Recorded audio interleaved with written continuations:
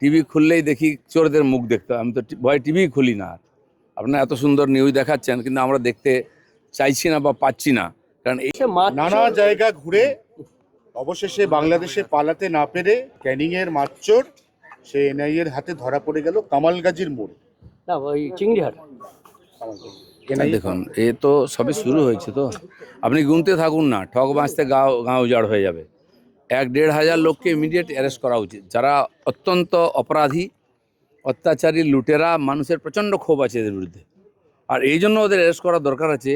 নাহলে কোনো অঘটন ঘটে যায়। মানুষ যেভাবে অ্যাটাক করছে, রাস্তায় ঘিরছে, ধরছে, মারছে, পিটছে, যদি কোনো অঘটন ঘটে যায়, সেজন্য ওদের জীবনের স্বার্থে ওদেরকে অ্যারেস্ট করে জেলে রাখা উচিত। বাকি কোর্টে তার মামলা চলবে, প্রমাণ হলে দোষী সে তারা সাজা পাবে, কিন্তু ইমিডিয়েট পুলিশের এদেরকে অ্যারেস্ট করা উচিত। মানুষের ক্ষোভ খুব বাড়ছে, যাদের নিয়ে এত অত্যাচার, যাদের নিয়ে এত অভিযোগ, সেই লোকগুলোকে কাস্টডিতে রাখা উচিত।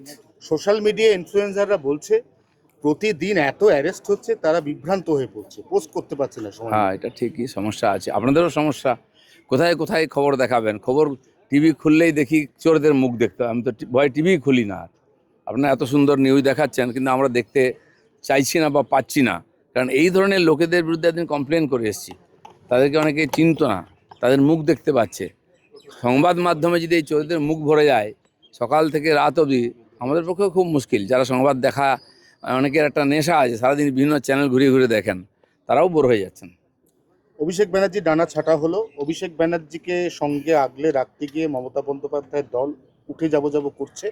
এই অবস্থায় দোলা সেন এবং তার সঙ্গে সায়নী ঘোষ, তাদেরকে সহকারীর দায়িত্ব দেওয়া হলো অভিষেকের সঙ্গে।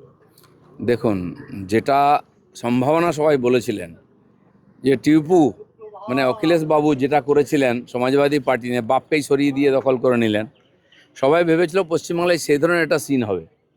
কিন্তু মহারাষ্ট্রের সিন দেখতে পেলাম, উত্তরপ্রদেশের সিন হলো না। যা দেখলাম ওদের পার্টিদের কথা শুনে মনে হচ্ছে যে ক্ষোভটা ছোটোবাবুর উপরে বেশি।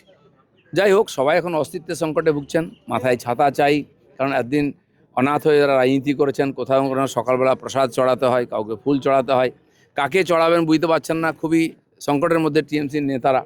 কিন্তু এটা জেনে রাখুন, মন্দিরই ভেঙে গেছে তো ভগবান কোথায় থাকবেন। ফিরহাদ হাকিম শেষবারের মতো পুরসভা থেকে বেরিয়ে গেলেন নিজের চেয়ারকে প্রণাম করে। নেতাজি সুভাষচন্দ্র চিত্তরঞ্জন দাস যে চেয়ার অলঙ্কৃত করতেন তাতে বসার আমার কোনো অধিকার নেই, এটা উনি যাওয়ার আগে উপলব্ধি করলেন। এতদিন কি উনি মাটিতে বসতেন, নাকি ভরতের মতো খড়ম রেখে পুজো করতেন? ড্রামাটা দিদির কাছে শিখেছেন তো। কিছু না বলে চুপচাপ থাকুন, আপনাদেরকে লোকে 15 বছর দেখেছে, সমস্ত কিছু লোকের মনে আছে। কী কী ডায়লগ দিয়েছেন, সেই ইঞ্চি সাইজ থেকে ফুট সাইজের নেতা, তাদের ভাষা, তাদের ভিডিও দেখে নিন আপনি।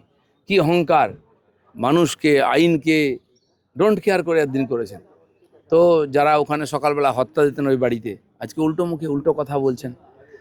আজ ধরে নিন রেজাল্টটা 21-এর মতো না হলেও যদি 1500 সিট পেয়ে টিএমসি সরকারে আসতো, তাহলে কি এই লোকেদের এই কথা শুনতাম আমরা, নাকি এই পদত্যাগের প্রতিযোগিতা হতো? তো আজকে যারা একদিন ভোগ করেছেন, সুবিধা নিচ্ছেন, এই সমস্ত অপরাধের এরাও ভাগী।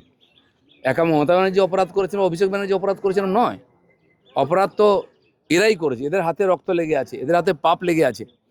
সবাইকে একই দৃষ্টিতে দেখতে হবে। অন্যায় যে করে আর অন্যায় যে সহে যেমন না, সেরকম অন্যায় যে দেখে আর অন্যায় যে করে, দুটোই সমান দোষী, সবাইকে সমান সাজা দেওয়া উচিত। আরো ভালো ভালো খবর দেখতে সাবস্ক্রাইব করুন বাংলা হান্টের ইউটিউব চ্যানেল।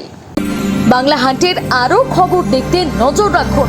বাংলা খবর মানেই বাংলা হান্ট।